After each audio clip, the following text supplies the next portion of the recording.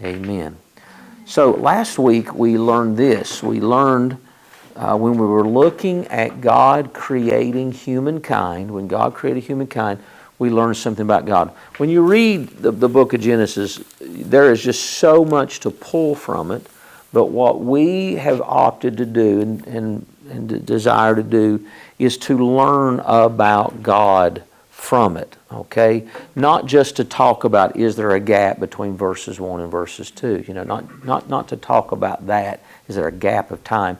But more, what can we learn about God? How can God help us to develop a proper understanding of Him, which would be the word theology about Him? And so what we learned last week when He created humankind, we learned that God is a plurality. God the Father, God the Son, and God the Holy Spirit. We learned that when He said, let us, plural, make man in our image. And so we took the time to go through Scriptures, not all that we could find, but a few, and then we went over into the New Testament when we see, remember, if you can remember last week, how that we saw Jesus, God the Son of God, being baptized, the Holy Spirit descending upon Him, and then a voice from heaven saying, this is my beloved Son in whom I am well pleased. So you see the three, they're together, and so I think that there's ample evidence, though it may be hard to understand, there's ample evidence that those three are separate, but those three are one. And when we look at humankind, we know I got a mind, I got a heart, and I've got a body. But I'm still one person, even though all three of those things can be divided among themselves. Even though when we die, there most definitely is a division. You know, the body stays in the ground and we go to be in the presence of the Lord. So at any rate, I don't claim to understand it all, grasp it all, but I can get a hint of how God is by just looking at humankind. Well, today we want to move on, and we want to try to learn some things about how God is or who God is. So the next point I want us to look is in verses 3 through 5. And God said, let there be light, and there was light. And God saw the light that it was good, and God divided the light from the darkness. And God called the light day, and the darkness He called night. And the evening and the morning were the first day. So when we look at this, the point we want to make now is not only is God a plurality, but God is a planner. Okay? God is one who does things in order. Look at verse number 11. And God said, let the earth bring forth grass, and the herb yielding seed, and the fruit tree yielding fruit, just in that after His kind, whose seed is in itself. In verse number 11, verse number 3 through 5, we see the order of the days. What was the order? The evening and the morning were the first day. Okay? He said, let there be light, and then He separated the light from the day, and the day was the light, and the night was the darkness, and then he calls it, let the evening and the morning be the first day. So just the very order of the day. Then you look at, in verse 11, you see the order of the creation in this, that He made a plant, let's say a tree. The amazing thing is that tree grew an apple. And that apple had a seed inside of it which would produce another tree, you see. So God is a planner. God is one who has things in order. He made the plants, and then here's the other thing.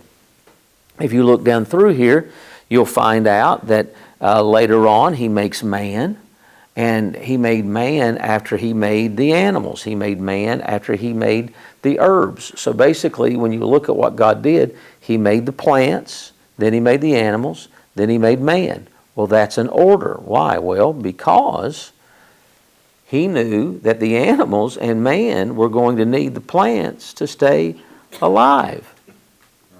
So He made them first, and then He made man.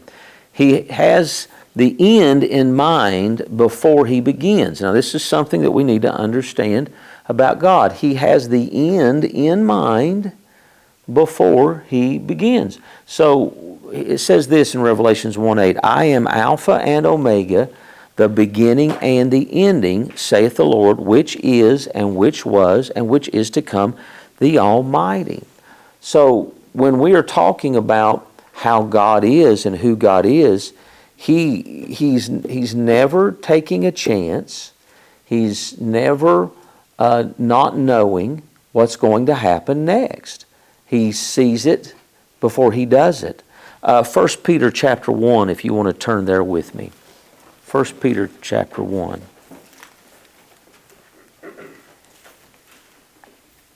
First Peter chapter 1 and then verse number 18.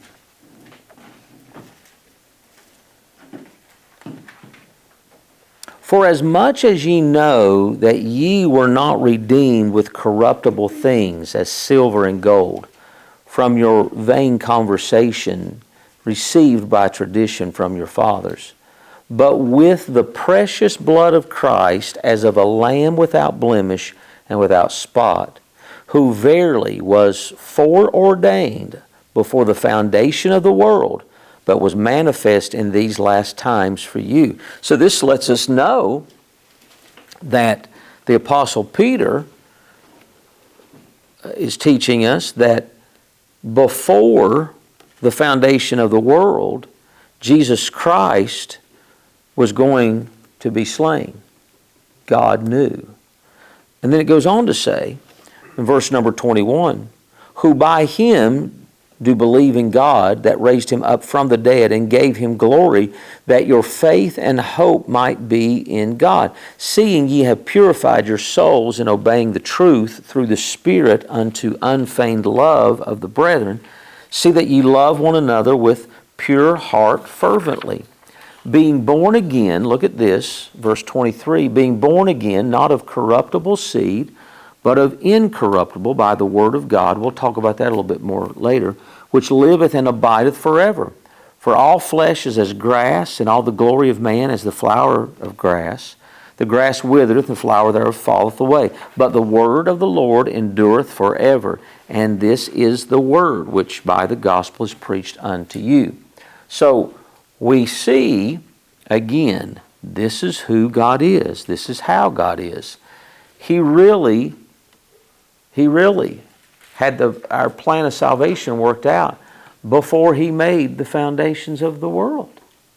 When we look at 1 Corinthians chapter 14, go there. 1 Corinthians chapter 14.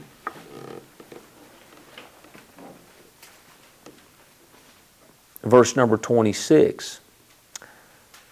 How is it then? So, let me make these points. I didn't make them I didn't type out these points. But we see in creation how God has things in order. He has a plan. We see in salvation how God had things in order. He had a plan. And we also see in the church, 1 Corinthians 14:26, how things are supposed to be in order. How is it then, brethren, when ye come together, every one of you hath a psalm, hath a doctrine, hath a tongue, hath a revelation, hath an interpretation. Let all things be done unto edifying. So the Apostle Paul is confronting a situation at the church at Corinth. They all were showing up, assembling together, and he says, how is it? How is this? That you've all got a song that should be sung. You've all got a doctrine that should be taught. You all have a tongue that you want to be spoken. You all have some type of revelation that you want to reveal, and hath an interpretation. He says, let all things be done unto edifying. If any man, verse 27, speak, and this is talking about tongues, okay? So did they speak in tongues at the church of Corinth? They obviously did, but there's a problem. If any man speak in an unknown tongue, that means an unknown language to the congregants. If any man speak in an unknown tongue, let it be by two or at the most by 3. So he's basically saying if someone comes into your congregation and they're speaking in an unknown tongue, there should not be more, at the most, 3 people speak. That's what's being said here. If any man speak in an unknown tongue, let it be by 2, preferably by 2. Now, why would it be important for it to be by 2 or 3? Think about it. The witnesses. Everything had to be established by the mouth of 2 or 3 witnesses. Okay? So, as we move on, let it be by 2, or at the most by 3, and that by course. In other words, let one speak, then let the other one speak, and let the other one speak. Even if there wasn't supposed to be more than 3, but they definitely weren't supposed to be all 3 speaking at the same time. Okay? And let one interpret. So it seems to me, or not, there's no seem to it, this is the way it is. This was the way it was supposed to be at the Church of Corinth. When they were speaking in tongues, it was supposed to be in an orderly fashion. But, look at verse 28, but if there be no interpreter, let him keep silence in the church, and let him speak to himself and to God. Let the prophet speak 2 or 3, and let the other judge. So the Apostle Paul is trying to get things set up. If anything be revealed to another that sitteth by, let the first hold his peace. For ye may all prophesy one by one, that all may learn, and all may be comforted. And the spirits of the prophets are subject to the prophets. For God is not, look at what it says in verse 33, for God is not the author of confusion, but of peace, as in all churches of the saints. See, the thing of it is from the very beginning of creation, we see that God is a God of a plan, a God of order. And so we saw it in creation, you see it in salvation, and you see it in the operation of the church services. Verse number 40 of 1 Corinthians chapter 14, it says, let all things be done decently and in order.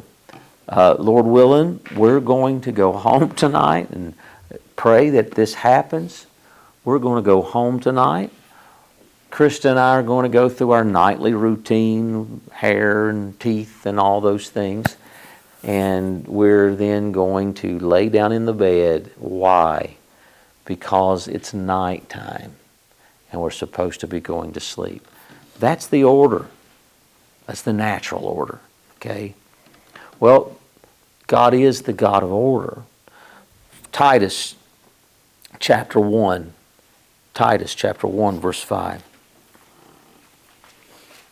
It says, for this cause left I thee in Crete, that thou shouldest set in order the things that are wanting, and ordain elders in every city as I had appointed thee.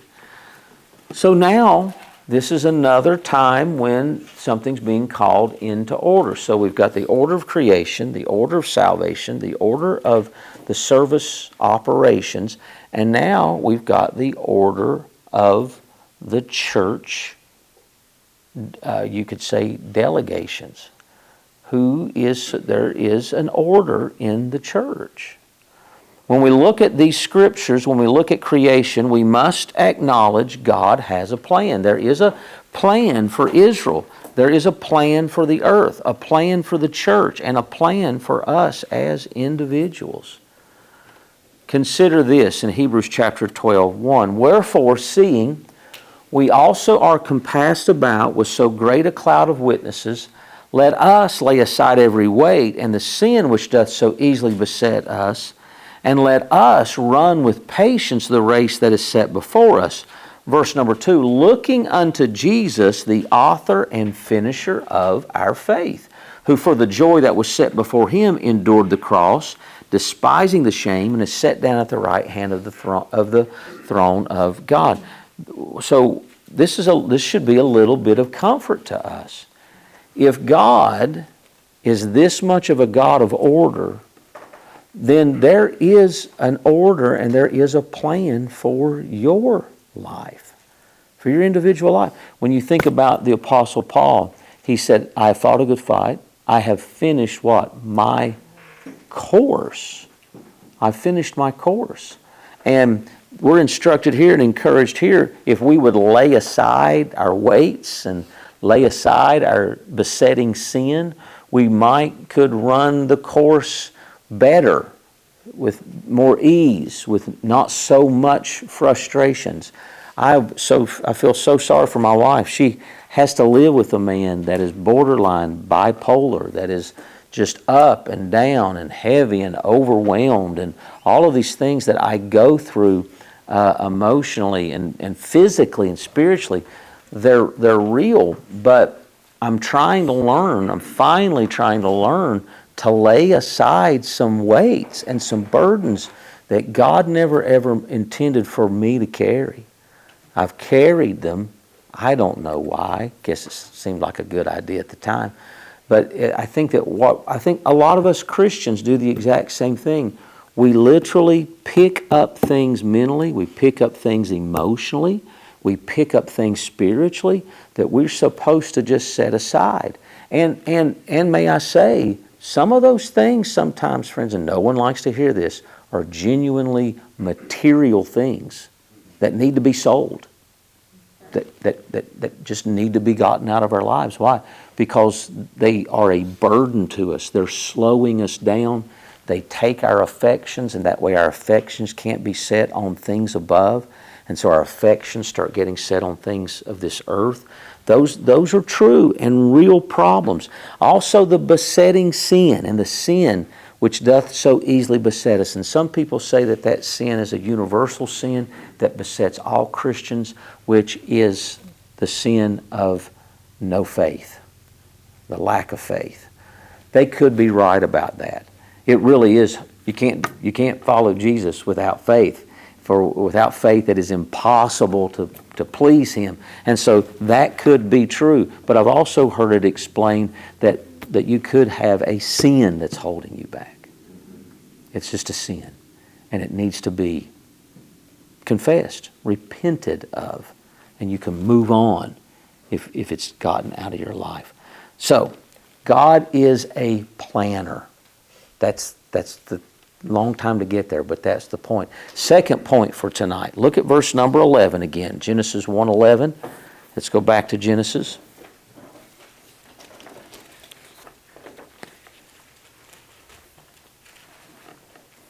Genesis 1:11. And God said, let the earth bring forth grass, the herb yielding seed, and the fruit tree yielding fruit after his kind, whose seed is in itself upon the earth. And it was so.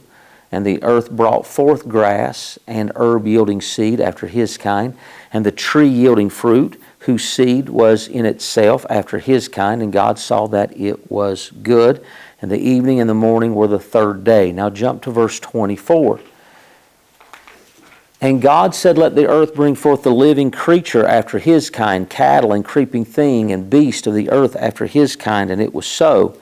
And God made the beast of the earth after his kind, and cattle after their kind, and everything that creepeth upon the earth after his kind. And God saw that it was good. And God said, let us make man in our image, after our likeness, and let them have dominion over the fish of the sea, and over the fowl of the air, and over the cattle, and over all the earth, and over every creeping thing that creepeth upon the earth. So God created man in his own image. In the image of God created he him, male and female created he them. And God said in verse 29, behold, I have given you every herb bearing seed, which is upon the face of all the earth, and every tree in which is the fruit of a tree yielding seed, to you it shall be for meat. And as you look at it, it goes on that the beasts are supposed to eat vegetation. So, what's the point? Not only is God a planner, but God is the provider. God is the provider. There isn't another provider. This is who He is. This is how He is. This is what He does. He provides. When you go to pray over your food, and which I hope you do, I hope you take the time to say thank you. I hope that you'll let this is one of these things that has helped me just here recently, a little thing that has helped me is to acknowledge, God, you provide food for the just and the unjust. You're providing food for, you cause it to rain on the just and the unjust. The food is provided. The facts are the food is available. The only thing that gets in the way is greed. It's greed. No one should starve on this planet. The only reason people do is because corrupt governments. Corruption. So God in advance provided for the needs of His creation, the need for the plants to reproduce. He provided seed. Those that would eat the herbs came after the herbs were provided, as we said earlier. So God not only is a planner, but God is a provider. Then I want you to look at verse number 25. Look at what it says. Verse 25 of Genesis 1. And God made the beasts of the earth after His kind, and cattle after their kind. And look at what it says. And everything that creepeth upon the earth after His kind. And God saw that it was good. This lets us know that God is a purposeful God. Everything that creepeth has a purpose. The ant, the snake. It wasn't cursed in the beginning, but now it is. That's why we hate them. It's a natural thing to hate snakes. Spiders. I killed 2 of those massive spiders. No, I killed 3 of them. I killed 3 massive spiders today. Y'all seen those kind?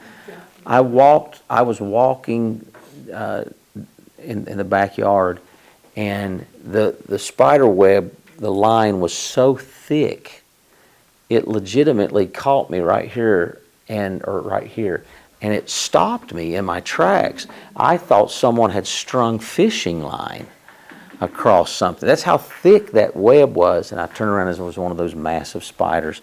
But they have their purpose. You know, I killed them. Why? Because they creep me out. They creepeth, and they make me feel creepy. But I have to admit, there was a whole lot of bugs in that web, and I'm like, man, I'm killing these spiders. I hope we don't have more bugs. They have a purpose. They catch mosquitoes. Possums eat ticks. Isn't that crazy? Yeah, but they do. So all these things that are creeping in the night, they are fulfilling the purpose of the Creator. So everything He does has purpose. Romans 8:28, right? We know this verse. And we know that all things work together for good to them that love God, to them who are the called according to His purpose. Now, the wonderful thing about this is God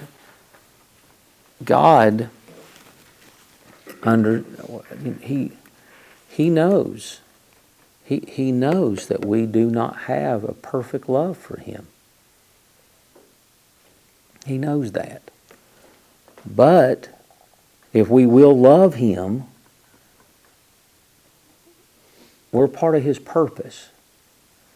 For whom He did foreknow, look at verse 29, for whom He did foreknow, He also did predestinate to be conformed to the image of His Son, that He might be the firstborn among many brethren.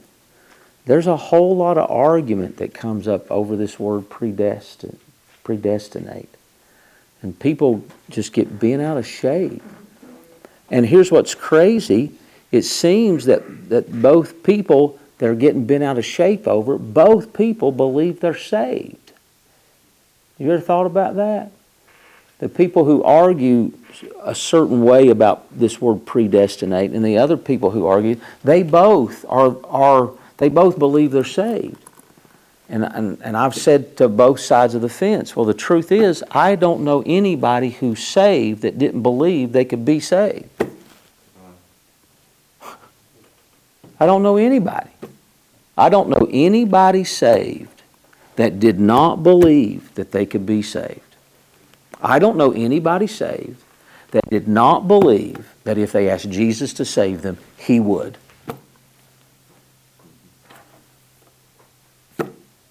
Why are we fighting about it? Why are we fighting about it?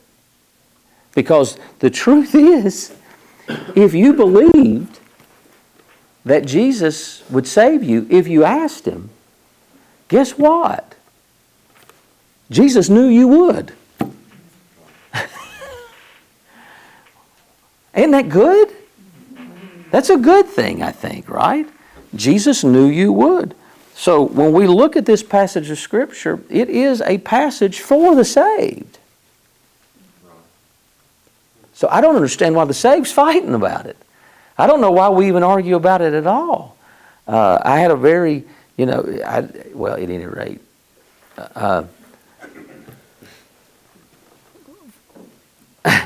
it's like, well, I got to move on. Because here's what it says, for whom He did foreknow, He also did predestinate to be conformed to the image of His Son. I sometimes ask the question, my goodness, how long is it going to take for me to be conformed?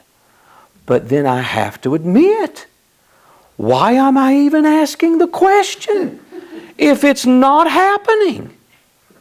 Does that make sense to you all? I wouldn't even ask the question if it wasn't happening. If I wasn't getting frustrated in the process, I have to acknowledge I'm getting frustrated with me, not with God, but I'm getting frustrated with me in this process. But then I have to admit, but wait a minute. This is why I'm frustrated. Chris, you keep sinning. I know. And it frustrates me. But here's the thing. I know that it's sin. How do I know that? Because I'm saved. Is this making sense to you all? And so, moreover, for he foreknow, He also did predestinate to be conformed to the image of His Son, that He might be the firstborn among many brethren. So this is, I know it's nutty, but even the failures, God will work it for good. Amen. All things work together for good. You want to know why? Because there's a reality that Jesus knew that I would be saved, that I would believe.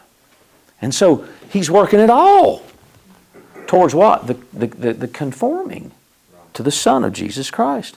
Moreover, whom He did predestinate, them He also called. And whom He called, them He also justified. And whom He justified, them He also glorified. What shall we then say to these things?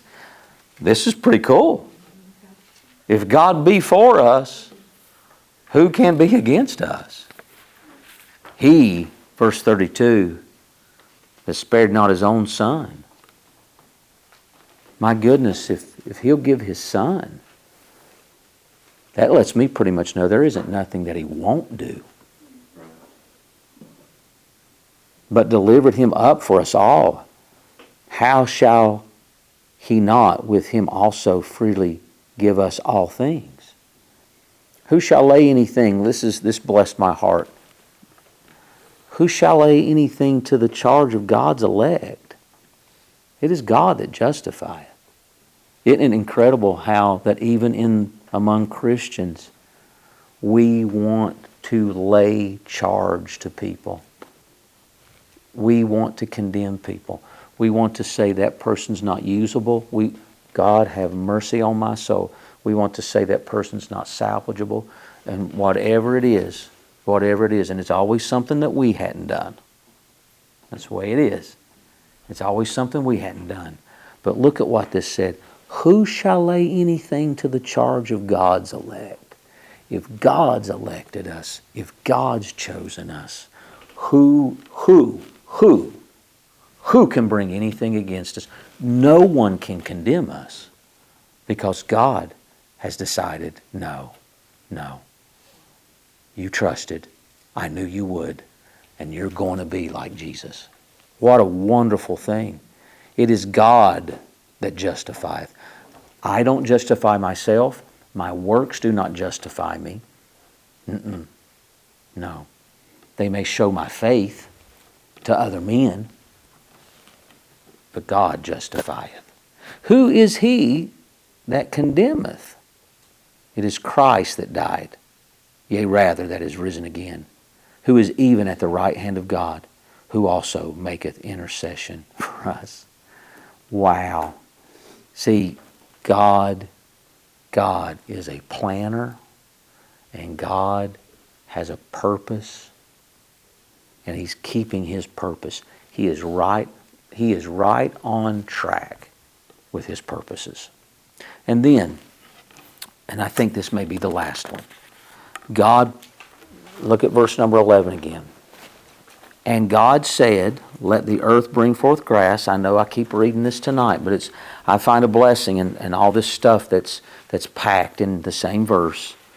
And God said, let the earth bring forth grass. Now see, God said this, so this resonated from God. This is letting us know how God is. Let the earth bring forth grass, and the herb yielding seed, and the fruit tree yielding fruit after his kind, whose seed is in itself upon the earth, and it was so. What is this?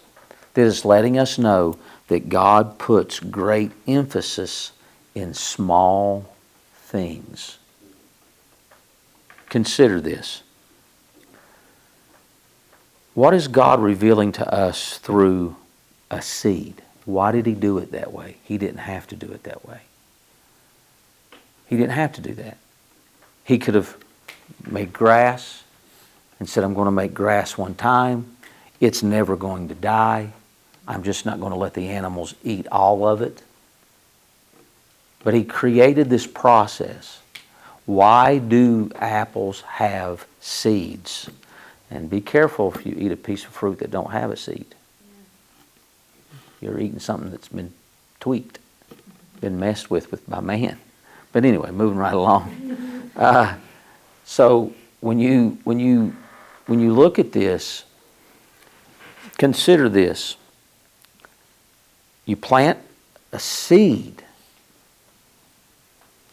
and something about this size can grow to be 25 feet tall. And it came from inside.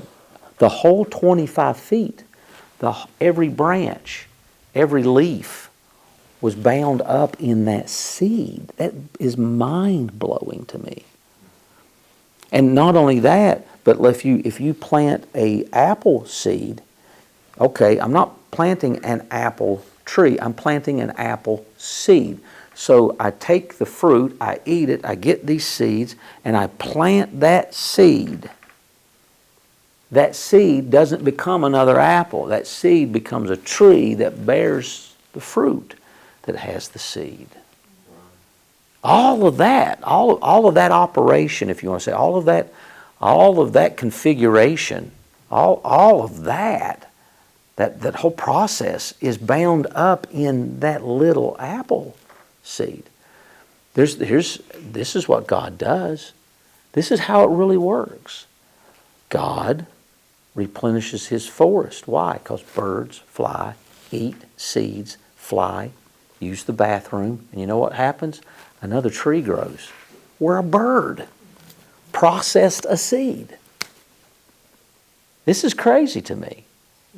And we doubt God. And I wonder, does He have a plan for me? Am I going to make it? I wondered this today. And I wonder these things. I'm a nut job, aren't I? Yeah.